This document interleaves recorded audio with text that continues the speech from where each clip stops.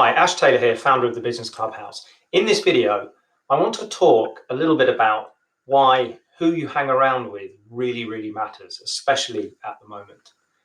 I've been a student of people such as Napoleon Hill and Jim Rohn for many years, and I was just dipping into Think and Grow Rich a couple of weeks ago. And it really got me thinking about how our behaviors have changed over the last year and perhaps how that's kind of affected the way that we're thinking as well. And in his book, Think and Grow Rich, Napoleon Hill talks about this concept of a mastermind. Now, I've been delivering masterminds and part of masterminds for about 10 years. And the basic principle is that when you fill a room with people who are not like-minded, who have cognitive diversity, is a phrase that Matthew Syed uses, which I love because it is fantastic, you almost get a super brain created from the different viewpoints that everybody brings to the room. And having experienced that and watching members and clients experience it, I'm very confident that it's a thing, if you like. And I think what I wanted to kind of talk about was that principle of hanging around with other people and getting a different perspective on things is also echoed by Jim Rohn. And Jim Rohn, who many people say is like the godfather of personal development, he talks about this principle of you becoming the sum or the average of the 5 people that you hang around with the most. So if you think about that, we all tend to sort of gravitate towards people that we like, and our friends, not always, but often have similar career paths to us. Similar earning potential. If you're a business owner, you tend to try and find other business owners to hang around with. If you drink a lot, you tend to drink with, find other people to drink with. If you don't drink a lot, it's easier to hang around with people who also don't drink a lot, and so on and so forth. If you're a fitness fanatic, you tend to hang out with other fitness fanatics. If you're a cyclist, you hang out with other cyclists. You get the picture. So we tend to get surround ourselves with people who kind of have very similar values. So there's these two polar opposites going on. And Napoleon Hill saying, spend time with people who are as different from you as possible, so you get different value perspective, different upbringing perspective. And Jim Rohn saying that you be aware, because you will end up being like the people that you spend the most time with.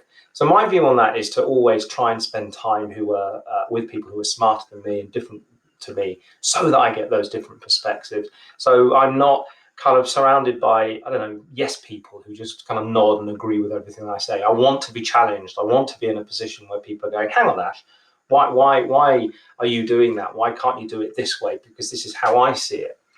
And I was just reading this sort of half chapter from the book, and it really got me thinking about the last year or so, and the fact that, if who you hang around with matters that much, and clearly both these kind of great people agree and with that principle, and many other people do as well, then what happens when the person you're hanging around with most is you?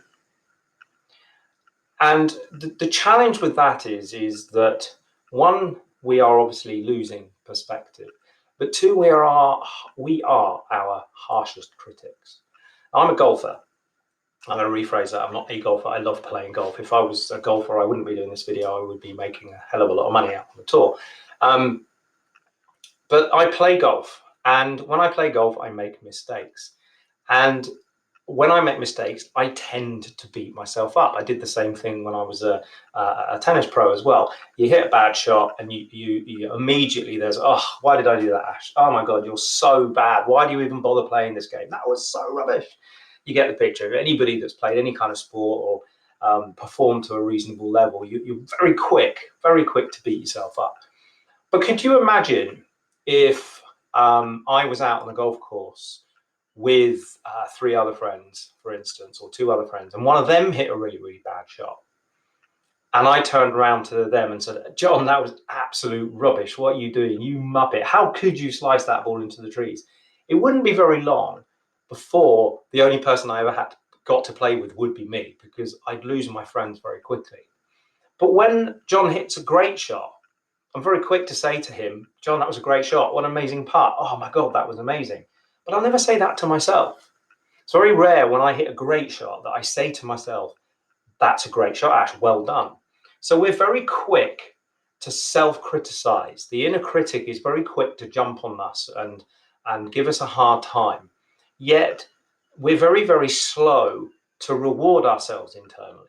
So we get our validation. We're always constantly looking for external validation, because internally, all we ever listen to is the critic. And the reason I wanted to sort of make this video is because for the last year or so, we have predominantly spent a lot of time alone. And therefore, I can assume, and I can only ever assume, that that person that we're listening to, the one in here, is critical or could be critical, and we're hearing that voice constantly and over and over and over again. So I guess my thought, my message is to really, really think about, what are you telling yourself? Are you being harsh on yourself? Are you being a critic to yourself? Are you bigging yourself up and being really positive to yourself? It might be that you're doing that externally, but are you doing it internally when things are happening to you that are quite negative? Which there's lots of difficult stuff going on at the moment, but how you deal with it internally at the moment is really important, because we have fewer people around us who can big us up and can give us that external validation. So that's my thought and my take on this principle of who you hang around with matters. It really, really does. And right now, it matters more than most, perhaps, because that person that we're hanging around with most of the time, more often than not, is ourselves. And I would urge you just to be mindful of what it is that you're telling yourself and the conversation that is going on inside your head, and how strong that inner critic is. Because if you don't find a way to turn that around, be positive to yourself, and maybe find other people who are going to challenge you but also support you and be positive, then things can be quite difficult. So my name is Ash Taylor from the Business Clubhouse. If you'd like to come and join us and get involved in other conversations like this, feel free. Find us on Facebook, or obviously on website, usual social media channels, Instagram, blah, blah, blah. That's the Business Clubhouse. Take care.